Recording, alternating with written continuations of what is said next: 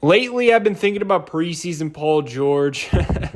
I can't believe we've gotten here, but I don't know. It's one of the only things I'm latching on to in terms of George because he just looked different in the preseason. I don't believe he was ever fully healthy or felt good mentally and physically after that hyperextension versus Atlanta in the second preseason game. I mean, this dude was making shots. He took 20 shots, 55% from the field. He was creating separation with ease. He shot 50% from three. This play lives rent-free in my head. He's going up against Jaden McDaniels, one of the best defenders in the NBA. And he simply says, if you want to guard me all the way from the hoop, I'm going to hit the Jets and just go past you. He picks up speed, but look at the extension with the left leg. Between the legs into another between, and the separation is easily created, and he knocks it down. I mean, look at the way he was moving on that play. We just didn't see that type of movement ever again. We didn't see that type of aggressiveness from him again. I mean, 13.9 shots attempted per game. You have to go all the way back to the 2014-15 season where he played 6 games and averaged 8.2 field goals attempted per game. So realistically, that one shouldn't even count. So you actually have to go back to the 2011-12 season, his second year, where he took 9.7 field goals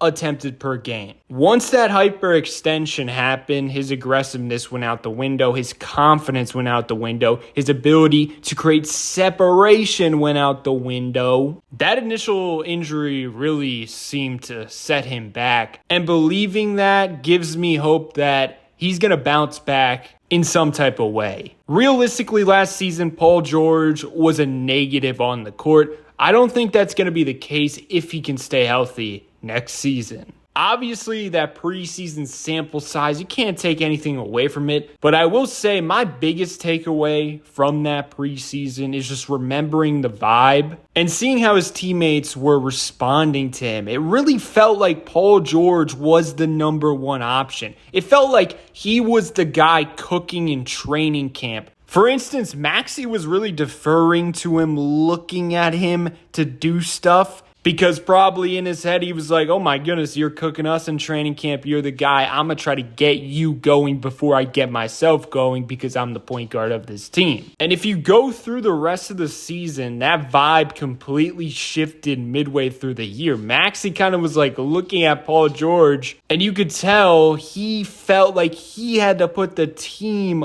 on his back because he was looking at George and the production he was giving. He was like, you don't got it anymore. I got to be the guy 24/7. That's probably the biggest thing I noticed during that preseason and rewatching it. And even with all the bad, I thought early in the season, he was giving them great effort defensively. He was bought in, and he was definitely a positive impact on that end of the floor, arguably one of their best defenders. I almost wish he would buy in more to that end moving forward because he can guard opposing teams' best players, and I feel like most of the time he kind of just wants to play the roamer role and guard a non-impact player. The advanced numbers also back up this defense thing. So he was on the court for 1,334 minutes, and the Sixers' defensive rating with him on the floor was 114. Meanwhile, the 2,627 minutes without him, it skyrocketed up to 121.2 defensive rating. He's a guy I feel comfortable putting next to Maxey and McCain and helping them make up for their defensive deficiencies.